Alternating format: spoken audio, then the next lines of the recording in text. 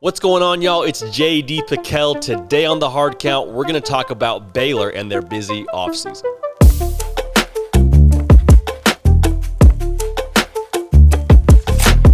The Dave Aranda era stumbled out of the gates a little bit, going 2-7 during a COVID year, obviously making the Sugar Bowl a season ago and competing for a Big 12 title. So I was under the impression that the offensive staff was going to have a little bit more time. Like I said, built-in excuse with the COVID year. You're installing an offense over Zoom. That's hard to do. Dave Aranda says, nuh-uh, get out of town. Larry Fedora's gone. George Munoz, gone.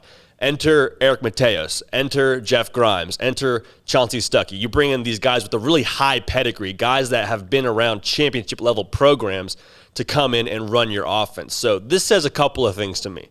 One of the biggest things that I got from all these hires is the fact that they're going to try and win games now. He's not interested in building for 2 to 3 years down the road. He wants to win games this season. The second piece that I thought was interesting to all these hires is he hired a new strength staff. He hired a new guy that he knew very well, and Vic Valoyer from his time at LSU, a guy who's been around championship-level programs. Now, across the board in college sports, strength and conditioning is a big deal, but when you look at it as a whole, everyone's strong, everyone's big, everyone's fast. There are some programs that can be bullies like Stanford, Wisconsin, Iowa, even some programs in the SEC.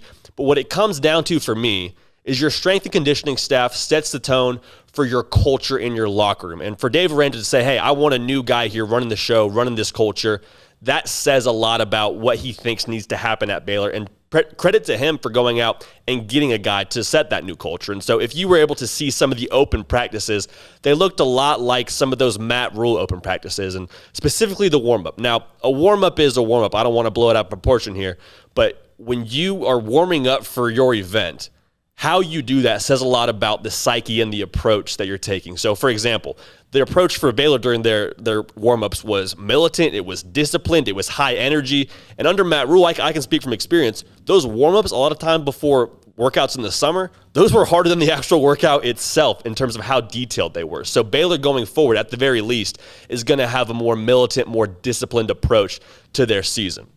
The second thing I think we need to address with Baylor trying to win right now in 2021 is what they did in the transfer portal. They went out and got a guy like Apu Ika, who is going to be, in my opinion, worth, I think, 1 to 2 wins in himself. I think that's how good he is. He's an enormous man. I've talked about him in previous videos. I think he has All-American status potentially, depending on how this season goes for Baylor. And then you look at what they did in the offensive trenches. Jacob Gall, Grant Miller, guys that have played a lot of football at a really high level. They're going to come in and make an instant impact. So credit to Dave Aranda for the self-awareness for these additions, if you will, not only on the staff, but also addressing the weaknesses on the offensive line. And in terms of humility it takes to be able to retool your entire offensive staff, I think that says a lot about Dave Aranda as well as a leader. I mean, to say, hey, that's my bad. I hired the wrong guys in year one.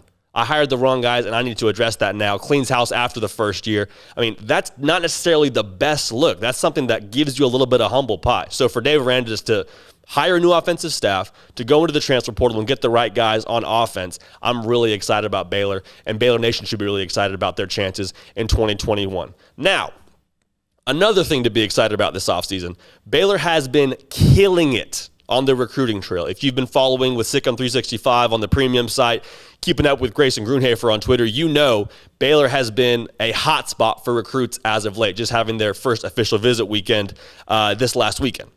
So what is most interesting to me, I mean, we can expect Baylor to kind of get some guys here and there in the state of Texas, but they're getting premier guys from other states. They're competing nationally with brands like Alabama, TCU, Clemson. I mean, they're stealing recruits from these big brands. They went into Utah and got the number one offensive lineman, got a quarterback from Alabama who's an Elite 11 finalist. I mean, they're getting kids that are coming to them as a 2-7 program. Baylor as a whole, they have coaches that have done things on their staff, but Baylor right now, all they have to their resume with this staff is 2-7.